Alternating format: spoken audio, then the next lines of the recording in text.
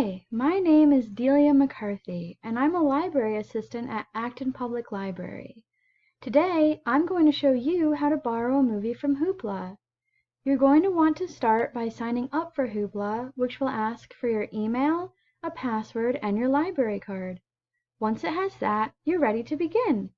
First, you're going to go up here to the search bar and click this button to select movies, which will narrow your search. Then I will enter my title. In this case, I want to watch a movie about Batman.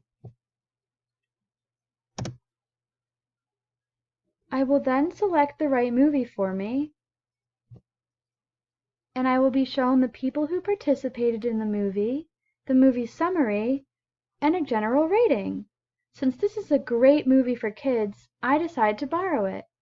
I click Borrow, and I am told how long I have the movie for. If I want to watch the movie right now, I'm going to go up here to My Hoopla, click it, and scroll down to my currently borrowed titles, where my movies are kept. Then I select my preferred title and press right here to watch it.